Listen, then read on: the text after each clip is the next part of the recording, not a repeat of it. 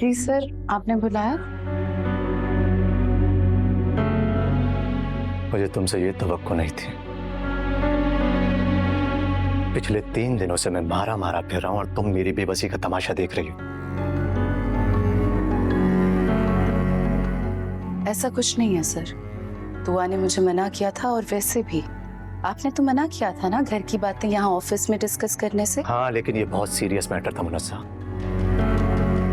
अगर मामलात को पहले सीरियस लिया जाता ना तो ये नौबत ना आती। दुआ मेरी दोस्त है और वो मुझे हर हवाले से अजीज है। यानी तुम मेरी कोई मदद नहीं करोगे?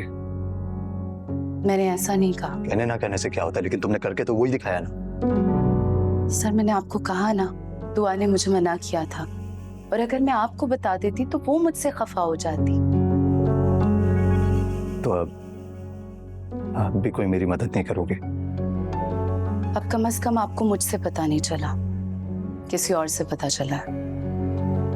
अब शायद मैं आपकी कुछ मदद कर सकती हूँ।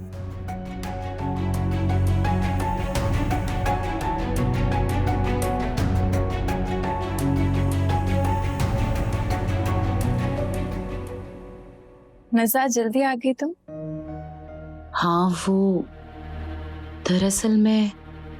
क्या हुआ, सब खैरियत है?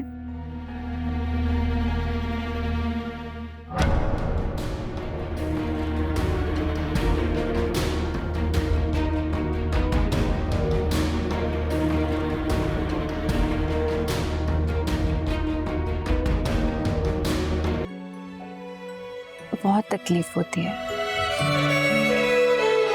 मैं भी उसी तकलीफ से गुजर रही हूँ। वैसा भी कुछ नहीं हुआ कि तुमने राब्ता ही खत्म कर दिया। मैं तुम्हारे घर गया, वहां तुम मुझे नहीं मिली, नंबर तुम्हारे बन जा रहे हैं। तुम्हें अंदाजा भी है कि मैं किस अजियत से गुजर रहा हूं?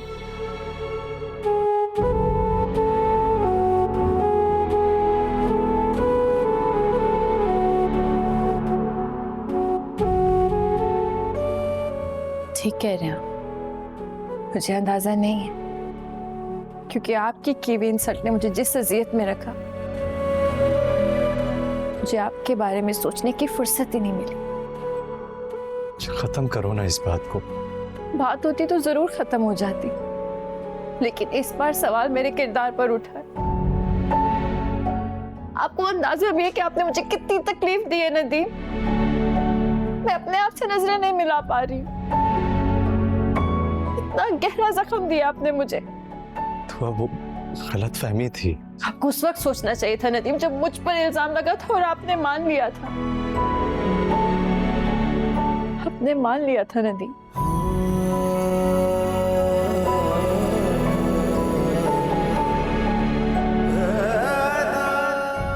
और आपका मान जाना मेरे और आपके रिश्ते में एक दीवार खड़ी कर दे। गलत फहमी की दीवार है, गिर जाएगी।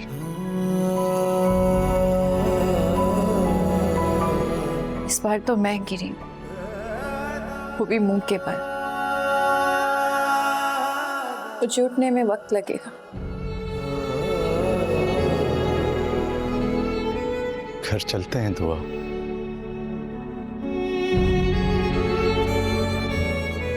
मैं आपको शर्मिंदा नहीं करना चाहती नदी। आप प्लीज जाइए यहाँ से, अब भी मुमकिन नहीं है।